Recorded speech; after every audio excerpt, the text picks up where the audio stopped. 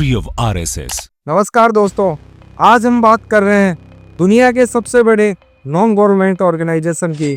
जी हाँ, हम बात कर रहे हैं आरएसएस की, राष्ट्रीय स्वयंसेवक संघ की। तो दोस्तों, 1925 में एक डॉक्टर ने इस ऑर्गेनाइजेशन की स्थापना की, जिसका एम था हिंदू सोसाइटी को ब्रिटिश के अगेंस्ट तैयार करना। उस टाइम पर किसी ने भी नहीं सोचा था कि ये छोटा सा ऑर्गेनाइजेशन एक दिन चलकर वर्ल्ड का सबसे बड़ा नॉन गवर्नमेंट ऑर्गेनाइजेशन बन जाएगा। जी हाँ, हम बात कर रहे हैं राष्ट्रीय स्वयंसेवक संघ यानी आरएसएस की, जिनको 2025 में 100 साल पूरे हो गए। और इस 100 साल के उपलब्धि पर भारतीय जनता पार्टी ने राष्ट्रीय स्वयंसेवक के संघ के नाम से 100 रुपये का सिक्का भी जारी किया है। आरएसएस एक ऐसा नाम है जिसका जिक्र होते ही राजनीति के गलियारों की धड़कनें बढ़ जाती है। यह समाज के भीतर कहीं ना कहीं देश के सबसे बड़े परिवारों में से अपनी पहचान करवाता है। लेकिन यहाँ सवाल यह नहीं है कि आरएसएस का मतलब क्या है। सवाल यह है कि आरएसएस क्या सामाजिक संगठन है या फिर राजनीतिक, या सांस्कृतिक तौर पर काम करता है या फिर राजनीतिक तौर पर, या फिर इसका कुछ और ही काम है। तो चलिए ज़रा पीछे चलते हैं, कुछ इतिहास के पन्नों को टटोल लेते हैं और जानते हैं आरएसएस का इतिहास क्या है और इसे क्यों मनाया गया। साथ यह भी जानते हैं कि आज इसका जिक्र करना इतना इम्पोर्टेंट क्यों गया है। आइए शुरू करते हैं हिस्ट्री ऑफ राष्ट्रीय स्वयंसेवक संघ आरएसएस की। साल 1907 यह वह दौर था जब बंगाल में आज़ादी के संघर्ष के लिए क्रांतिकारियों ने अनुशीलन समिति नाम से एक क्रांतिकारी संगठन खड़ा किया। नागपुर से डॉक्टर की पढ़ाई करने आए केशवराम बलराम हेडगेवार भी इस संगठन का हिस्सा बने। दादाभाई नौरोजी ने उस वक्त गर्म सोच के नायक लोकमान्य बाल गंगाधर तिलक को कांग्रेस में आने का न्योता दिया, तो हेडगेवार भी कांग्रेस में उनके साथ ही आ गए। हेडगेवार ने कांग्रेस के साथ ही काफ़ी समय तक काम किया, लेकिन 1917 में टर्की के खलीफा की गद्दी छिन जाने के विरोध में पूरे हिंदुस्तान में खिलाफत मूवमेंट की शुरुआत हो गई और गांधी जी के अगुवाई में कांग्रेस ने भी इसका समर्थन किया। लेकिन डॉक्टर हेडगेवार को कांग्रेस द्वारा खिलाफत मूवमेंट से जुड़ने वाली बात परेशान कर रही थी। उन्हें यह बात अंदर ही अंदर चुभ रही थी, क्योंकि उन्होंने उसे मुस्लिम तुष्टीकरण की राजनीतिक माना।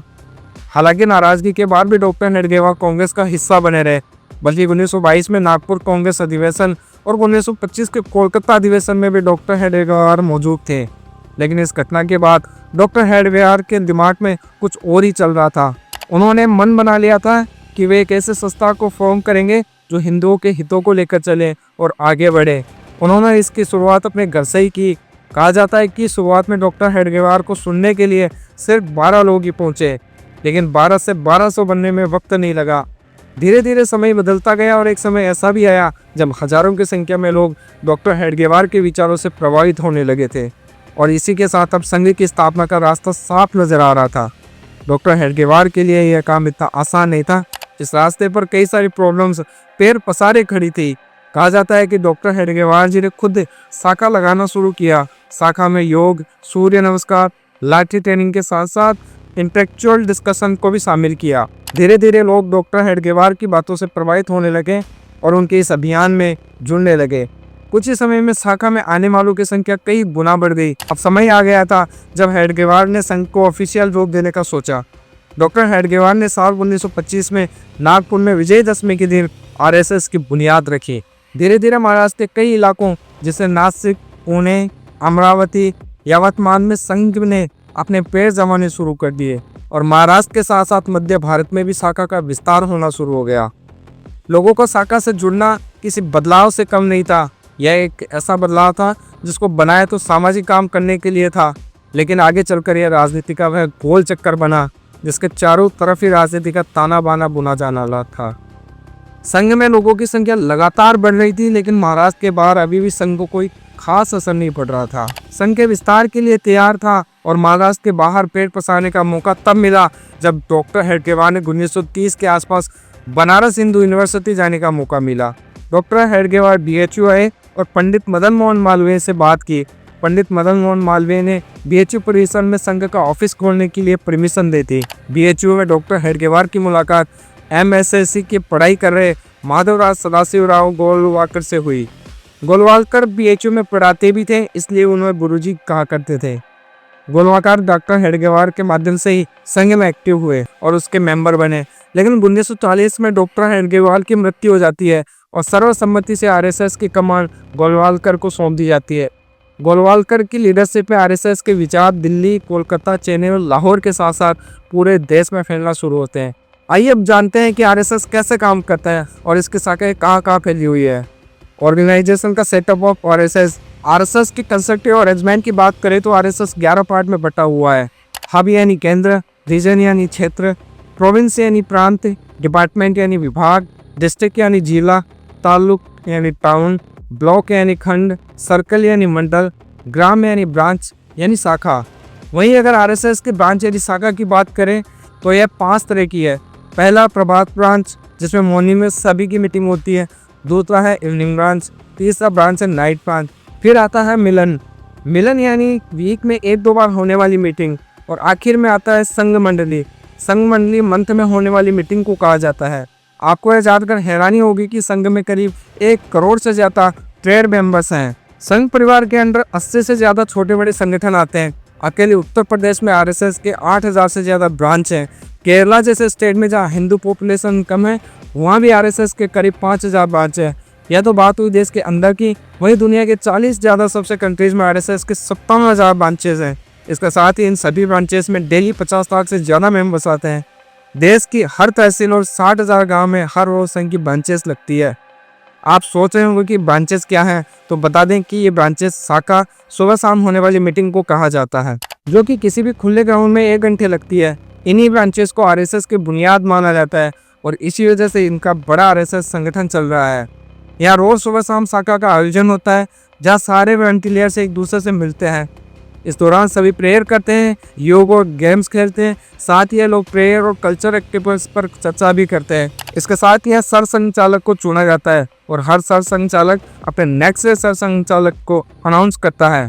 प्रेजेंटली आरएसएस के सर संचालक से मोहन भागवत है। बता दें कि जो संघ में अपने मन से आते हैं उन्हें स्वयं सेवक कहा जाता है। इसके अलावा अगर हम इसके विस्तार की बात करें तो आज पूरे वर्ल्ड में आरएसएस की करीब 55 सब्सिडी ऑर्गेनाइजेशन है, जैसे भारतीय जनता पार्टी, बजरंग दल, हिंदू जागरण मंच, Indian farms association, Hindu Swayamsevak Sangh, राष्ट्र सेविका संघ, all India world council, Vidya Bharati, Saraswati Shishu मंदिर, वनवासी कल्याण आश्रम, मुस्लिम नेशनल फोरम, नेशनल सिख संगत, वर्ल्ड डायलॉग सेंटर, स्वदेशी जागरण मंच, लघु उद्योग, भारतीय विवेकानंद केंद्र, इंडियन लेबर यूनियन, सेवा भारती, विश्व हिंदू परिषद, एसेक्टा। लेकिन आरएसएस का काम क्या है और भारतीय समाज में इसका क्या योगदान रहा है, आइए जानते हैं। दोस्तों, आरएसएस समाज सेवा और सुधार के साथ साथ राहत और रिहेबिलिटेशन का काम करता है। यह काम डिजास्टर साइट और ज़रूरतमंद इलाकों में संघ के वॉलंटियर्स देते हैं। इसके अलावा देश में कास्टिज्म को ख़त्म करना और कल्चर नेशनलिज्म को बढ़ावा भी संघ का मकसद है। इसके लिए संघ मैगजीन निकालता है जिसे लाखों लोग पढ़ते हैं। अगर बात करें आरएसएस के अभी तक के योगदान की, तो भारत में कश्मीर विलय के वक्त जब नेहरू सरकार कुछ असमंजस की स्थिति में थी, उस वक्त सरदार पटेल द्वारा हेल्प मांगने पर आरएसएस प्रमुख गुरु गोवालकर ने महाराज हरि सिंह से बात की थी, जिसके बाद महाराज हरि सिंह ने विलय के लिए दिल्ली लेटर भेजा था। इसके अलावा दादरा और नगर हवेली और गोवा के भारत में विलय के दौरान भी संघ ने बहुत इंपॉर्टेंट रोल प्ले किया था। 22 जुलाई 1954 को दादरा को पोर्चुगीज से मुक्त कराया गया था। 28 जुलाई को आरएसएस लीडर वकनर की लीडरशिप में स्वयंसेवक में नारोली पुलिस स्टेशन पर हमला बोल दिया और पोर्चुगीज स्टाफर्स को ओवरपावर करते हुए उन्हें सरेंडर करने के लिए मजबूर कर दिया। लिबरेशन फोर्सेस को इस तरह आगे बढ़ता देख पोर्चुगीज फोर्सेस कैपिटल विरिगिलियो फिडेल्गो के नेतृत्व में राजधानी सिलावास की तरफ रिट्रीट कर चुकी होती है। लिबरेशन फोर्सेस करने के लिए कहते हैं और इनके मना करने पर बड़ी संख्या में आरएसएस स्वयंसेवक और लिबरेशन फोर्सेस के बाकी मेंबर्स सिलवासा की तरफ मार्च करते हैं। पोर्चुगीज भाग जाते हैं और स्वयंसेवक संघ 2 अगस्त 1954 की सुबह पोर्चुगीज का फ्लैग उतारकर भारत का तिरंगा झंडा लहरा देते हैं। इस तरह पूरा दादरा नगर हवेली पोर्चुगीज के कब्जे से मुक्त कराकर भारत सरकार को सौंप दिया जाता है। 1962 में जब इंडो चाइना वार हुआ, उस वक्त भी संघ ने आगे आकर आर्मी की हेल्प की। आर्मी रूट्स पर नज़र रखना, एडमिनिस्ट्रेशन की हेल्प, आर्मी का खाना इंतजाम करना और साथ ही साथ आर्मी फैमिलीज की हेल्प करने जैसे काम में आरएसएस द्वारा किए गए हैं। आरएसएस को इस काम को देखते हुए पीएम नेहरू ने 1963 के रिपब्लिक डे परेड फंक्शन में स्पेशली आरएसएस को इनवाइट किया। 2 दिन के नोटिस पर 3000 स्वयंसेवक ने अपनी यूनिफॉर्म में राजपथ पर मार्च पोस्ट किया। इतना ही नहीं, 1965 में इंडो पाक वार के दौरान तत्कालीन पीएम लाल बहादुर शास्त्री ने संघ को याद किया था उस वक्त घायल जवानों को सबसे ज़्यादा ब्लड संघ के सही सैनिकों ने दिया था। साथ ही कश्मीर में एयर स्ट्रिप से स्नो हटाने का काम भी संघ के सेवकों द्वारा किया गया था। इसके अलावा 1971 में ओसा में आए भयानक साइक्लोन से लेकर भोपाल गैस ट्रेजेडी तक, 1984 में सिख दंगों से लेकर उत्तराखंड फ्लड्स और कारगिल वार में घायल लोगों के रेस्क्यू ऑपरेशन तक संघ ने आगे आकर अपनी सेवाएं दी। हमेशा संघ ने आगे फोर फ्रंट में खड़े हो लोगों की सेवा की है, और सिर्फ इंडिया ही नहीं, इवन नेपाल, श्रीलंका और सुमात्रा में भी संघ ने अपनी सेवाएं दी है। आरएसएस द्वारा इतना सब करने के बावजूद वह हमेशा कंट्रोवर्सी में फंसी रहती है। उस पर हमेशा से राजनीति में हस्तक्षेप करने के इल्ज़ाम लगते रहते हैं और इसे सरकार द्वारा बैन करने की मांग उठती रहती है। आइए जानते हैं इसे कब कब बैन किया गया है। दोस्तों, समय समय पर आरएसएस आलोचना और विवादों में घिरा रहा है। पहली बार जब 1948 में नाथूराम गोडसे ने महात्मा गांधी की हत्या कर दी तो पंडित नेहरू ने इसके लिए आरएसएस को जिम्मेदार ठहराया और इसे बैन कर दिया गया। दूसरी बार 1975 में इंदिरा गांधी ने जब देश में नेशनल इमरजेंसी लगाई थी, उस वक्त भी आरएसएस पर बैन लगा दिया था। तीसरी बार 1992 में जब बाबरी मस्जिद को गिरा दिया गया, उस वक्त आरएसएस को बैन किया गया। हम कह सकते हैं कि एक सामाजिक संगठन होने के बावजूद आरएसएस का हमेशा इंडियन पॉलिटिक्स में गहरा नाता रहा है। आइए आरएसएस और इंडियन पॉलिटिक्स के इस कनेक्शन को समझने की कोशिश करते हैं। आज़ादी से पहले और आज़ादी के बाद भी आरएसएस पॉलिटिक्स से ना चाहते हुए भी जुड़ा रहा। 1975 में इमरजेंसी के वक्त आरएसएस का नाम बड़े लेवल पर पॉलिटिक्स में दिखा। इसके अलावा यह भी बहुत कम लोग जानते हैं कि राजीव गांधी को भी उस वक्त आरएसएस के आगे झुकना पड़ा था। दरअसल यह बात तक 1989 की, जब राम जन्मभूमि को लेकर छिड़े विवाद में राजीव गांधी को अपनी सत्ता जाती दिखाई देने लगी थी। उस वक्त राजीव गांधी ने आरएसएस से अयोध्या को लेकर बात करने की कोशिश की थी, लेकिन आरएसएस ने राजीव गांधी से किसी तरह की बात करने से मना कर दिया था। संघ उस समय अयोध्या को राजनीति में नहीं घसीटना चाहती थी, जिसके बाद राजीव गांधी सत्ता में बेदखल हो गए। इधर लाल कृष्ण आडवाणी ने वीपी सिंह की सरकार का साथ दिया, लेकिन वीपी सिंह ने जब रिजर्वेशन का दांव खेला तो सारे पासे पलट गए। इस वक्त संघ को एक बड़ा झटका लगा। झटके में ही संघ को यह महसूस हो गया कि राजनीति की अयोध्या जाना ही होगा। इस दौरान रिजर्वेशन की आग फैली तो राजनीतिक हलचल मच गई। संघ भी एक्टिव हुआ और विश्व हिंदू परिषद के साथ मिलकर अयोध्या और राम जन्मभूमि आंदोलन में साथ देने का फैसला कर लिया। दोस्तों, राजनीति की वजह से आरएसएस हमेशा आलोचकों से घिरा रहा। ऐसा इसलिए क्योंकि आरएसएस वीर सावरकर की आइडियोलॉजियों को फॉलो करता है, जिसकी वजह से आलोचकों ने हमेशा से संघ को right wing fascist radical Hindu organisation कहा है, जबकि आरएसएस पॉलिटिक अपार्टमेंट के खिलाफ हिंदुओं के हितों को उठाता है। देखा जाए तो आरएसएस की कोई सेट मेजर फिलॉसफी नहीं है, लेकिन आरएसएस 4 तरह की मेन फिलॉसफी को फॉलो करता है। पहला, अखंड भारत। आरएसएस का मानना है कि आदिकाल से भारत, बांग्लादेश, श्रीलंका, म्यांमार, अफगानिस्तान और ईरान तक भारत फैला हुआ था। यह सब अखंड भारत का हिस्सा है। दूसरा है इंटीग्रल ह्यूमनिज्म। यह फिलॉसफी दीनदयाल उपाध्याय जी ने दी थी। यह फिलॉसफी के अंतर्गत इंसानियत को सबसे आगे रखने की बात की गई है। साथ ही ग्रामीण विकास, सोशल डेवलपमेंट और रियलिस्टिक मॉडल को अपनाने पर जोर दिया गया। थर्ड है हिंदुत्व, यानी हिंदू धर्म को सर्वोच्च मानना।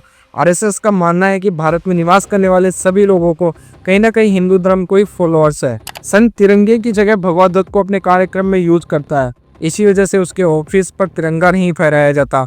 अक्सर इस वजह से आरएसएस का कंट्रोवर्सी में फंसा रहता है। आरएसएस सबसे ऊपर भगवा ध्वज को मानता है। आरएसएस समय समय पर राजनीतिक में भी एक्टिव दिखता रहता है। बीजेपी में कई बड़े लीडर संघ से ही निकले हैं। अब चाहे वैसे अटल बिहारी वाजपेयी जी हो, लाल कृष्ण आडवाणी हो, होम मिनिस्टर अमित शाह जी हो या फिर देश के पीएम नरेंद्र मोदी हो, इससे इनके कार्यों ने संघ की आइडियोलॉजी को थोप रखा है। हैरानी की बात नहीं कही जा सकती। तो दोस्तों, एक कमरे से स्टार्ट हुआ यह संघ आज पूरे भारत में ही नहीं बल्कि पूरे दुनिया में फैला हुआ है। आज आरएसएस को 100 ईयर्स हो चुका है। दुनिया में शायद ही किसी संगठन की इतनी आलोचना हुई होगी जितनी आरएसएस की हुई है, लेकिन इसके बावजूद आरएसएस आज भी अपने विचारों को लेकर डिटरमिन है और अपने मोटो को लेकर आगे बढ़ रहा है। आज आरएसएस की पॉपुलैरिटी इतनी ज़्यादा है कि आप भारत के किसी भी कोने में आपको इसके होने का एहसास हो जाएगा। तो दोस्तों, आपको इस आरएसएस की पूरी कहानी समझ में आई होगी। आप आरएसएस के बारे में क्या सोचते हैं? अपनी राय कमेंट करके ज़रूर बताइए। नमस्कार, जय हिंद, जय भारत।